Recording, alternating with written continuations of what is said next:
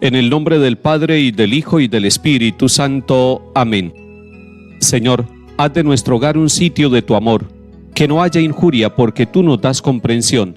Que no haya amargura, porque tú nos bendices. Que no haya egoísmo, porque tú nos alientas. Que no haya rencor, porque tú nos das perdón. Que no haya abandono, porque tú estás con nosotros. Que sepamos marchar hacia ti en nuestro diario vivir. Que cada mañana amanezca un día más de entrega y sacrificio. Que cada noche nos encuentres con más amor de esposos. Haz, Señor, de nuestras vidas que quisiste unir una página llena de ti. Haz, Señor, de nuestros hijos lo que tú anhelas, que nos esforcemos en el mutuo consuelo, que hagamos del amor un motivo para amarte más, que cumplamos siempre tus mandatos sobre el amor conyugal, que sepamos encauzar a nuestros hijos hacia ti, que demos lo mejor de nosotros para ser felices en el hogar, que cuando amanezca el gran día de ir a tu encuentro, nos concedas el hallarnos unidos para siempre en ti. Amén. Lectura de la carta del apóstol San Pablo a Filemón. Querido hermano, me alegró y animó mucho tu caridad, hermano, porque tú has aliviado los sufrimientos de los santos. Por eso, aunque tengo plena libertad en Cristo para mandarte lo que conviene hacer, prefiero rogártelo apelando a tu caridad. Yo, Pablo, anciano y prisionero por Cristo Jesús, te recomiendo a Onésimo, mi hijo, a quien he engendrado en la prisión, que antes era tan útil para ti y ahora en cambio es tan útil para ti y para mí. Te lo envío como algo de mis entrañas. Me hubiera gustado retenerlo junto a mí para que me sirviera en tu lugar, en esta prisión que sufro por el Evangelio, pero no he querido retenerlo sin contar contigo. Así me harás este favor, no a la fuerza, sino con libertad. Quizás se apartó de ti para que lo recobres ahora para siempre, y no como esclavo, sino mucho mejor, como hermano querido. Si yo lo quiero tanto, ¿cuánto más lo has de querer tú, como hombre y como cristiano? Si me consideras compañero tuyo, recíbelo a él como a mí mismo. Si en algo te ha perjudicado y te debe algo, ponlo en mi cuenta. Yo, Pablo, te firmo el pagaré de mi puño y letra, para no hablar de que tú me debes tu propia persona. Por Dios, hermano, a ver si me das esta satisfacción en el Señor. Alivia mi ansiedad por amor a Cristo. Palabra de Dios. Te alabamos, Señor.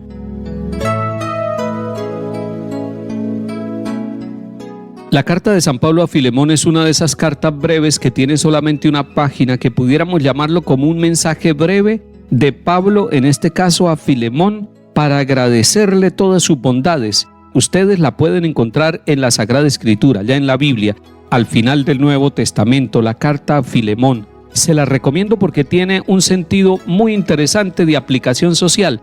Resulta que Filemón tenía un esclavo que se llamaba Onésimo, y Pablo evangelizó tanto a Filemón, que era el dueño, el señor, como a Onésimo, que era el servidor y el esclavo. Cuando ya los evangelizó a ambos, Pablo, que está en la cárcel, recibe de parte de Filemón una ayuda. Le mandó a Onésimo para que fuera a acompañarlo. Le mandó el esclavo.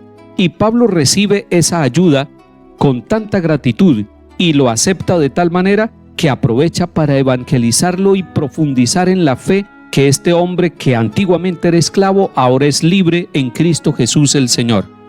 Pablo dice de Onésimo, el antiguo esclavo: es mi hijo a quien he engendrado en la prisión. Quienes leen la Sagrada Escritura textualmente dicen Pablo tenía hijos, porque ahí dice que era mi hijo a quien he engendrado en la prisión. Pero resulta que la manera de engendrar de Pablo no es la manera biológica. Es cierto, hay papás y mamás que engendran biológicamente hijos, pero Pablo está engendrando espiritualmente. Los papás y mamás no solamente deberían engendrar biológicamente, sino también engendrar a los hijos, y lo hacen a través de los sacramentos, a través del testimonio, de la oración, de la Eucaristía dominical. Papás y mamás van engendrando a sus hijos que los dieron a luz biológicamente y ahora los dan espiritualmente y los engendran para Dios, para Cristo, para la iglesia, para el reino de Dios. Eso fue lo que le sucedió a este esclavo Onésimo. ¡Qué bella experiencia! Onésimo debería ser el patrono de todos aquellos que están en la esclavitud y encontrando a Cristo tienen una posibilidad de vida nueva, son engendrados de nuevo. Eso lo hizo Pablo, y le está diciendo Pablo al antiguo dueño, que era Filemón, le está diciendo: yo sé de tu fe y sé que este hombre esclavo antiguamente era valioso, y te lo devuelvo, no como esclavo, sino mucho mejor, como hermano querido. Y de esa manera le dice que lo trate como un hijo de Dios, como un liberado por Cristo, y que además le pide el favor, si es posible, lo mande nuevamente para que le acompañe en sus sufrimientos y lo consuele en el dolor que está sufriendo de estar preso, de estar encarcelado, por evangelizar, por anunciar a Cristo resucitado.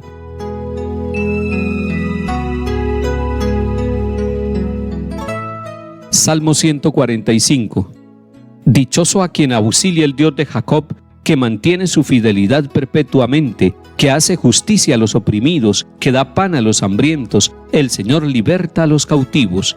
El Señor abre los ojos al ciego, el Señor endereza a los que ya se doblan, el Señor ama a los justos, el Señor guarda a los peregrinos. Sustenta al huérfano y a la viuda, trastorna el camino de los malvados. El Señor reina eternamente, tu Dios, Sión, de edad en edad. Lectura del Santo Evangelio según San Lucas, capítulo 17. En aquel tiempo, a unos fariseos que le preguntaban cuándo iba a llegar el reino de Dios, Jesús les contestó: el reino de Dios no vendrá espectacularmente, ni se anunciará que está aquí o está allí. Porque miren, el reino de Dios está dentro de ustedes. Dijo a sus discípulos: llegará un tiempo en que desearán vivir un día con el Hijo del Hombre y no podrán. Si les dicen que está aquí o está allí, no se vayan detrás. Como el fulgor del relámpago brilla de un horizonte a otro, así será el Hijo del Hombre en su día. Pero antes tiene que padecer mucho y ser reprobado por esta generación. Palabra del Señor. Gloria a ti, Señor Jesús.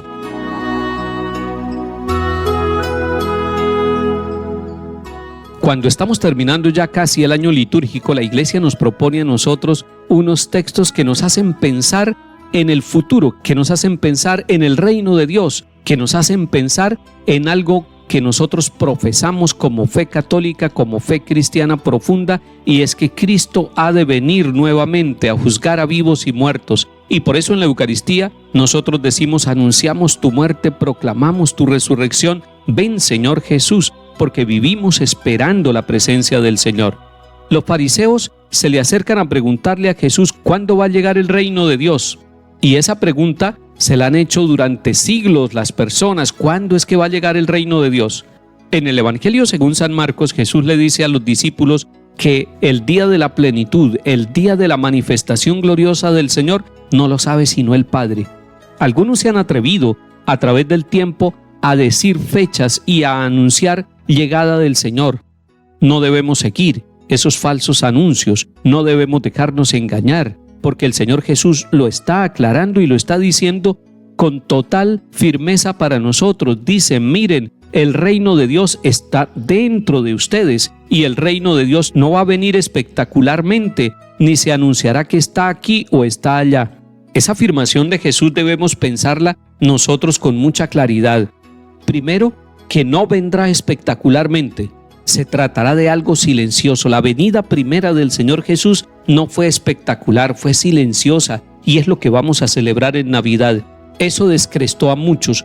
Puede ser que esté descrestando a otros que esperan manifestaciones espectaculares en las estrellas, en los astros o en la misma tierra. No será así. El Señor lo ha dicho, no vendrá espectacularmente.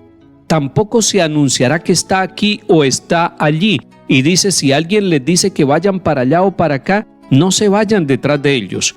Porque el reino de los cielos no es cuestión de lugar, no es cuestión de irse de un lugar para otro pensando que el reino de los cielos llegará a un sitio y no llegará a otro. Debemos tener claro que es la plenitud de Dios, que es el reinado de Dios. El creador de todo lo que existe lo cubrirá todo. Él, con sus benditas manos, con su amor misericordioso, llegará a todos los lugares de lo que Él ha creado. Por lo tanto, no podemos decir que el reino de Dios está aquí y no está allí. Pero lo que más nos inquieta lo que más nos hace pensar y lo que nos llena de responsabilidad es la tercera afirmación que hace Jesús, porque miren, el reino de Dios está dentro de ustedes. Y cuando nosotros pensamos dentro, pensamos en el corazón, en la conciencia, en la inteligencia, en el obrar, en las decisiones de cada uno de nosotros, pero también en la historia de nuestro mundo. Nuestra historia no es una historia de pecado y de violencia, aunque así lo quieran manifestar los medios de comunicación. Nuestra historia también es una historia de salvación, de reino de Dios, y lástima que no hubiera un noticiero de buenas noticias, de noticias del reino, de noticias de lo que Dios sigue haciendo en silencio, no espectacularmente, sino misericordiosamente, porque Él ya habita en medio de nosotros. Que el Señor nos dé ojos y corazón para reconocerlo vivo y presente en nuestra historia, y que nos bendiga el Padre, el Hijo y el Espíritu Santo. Amén.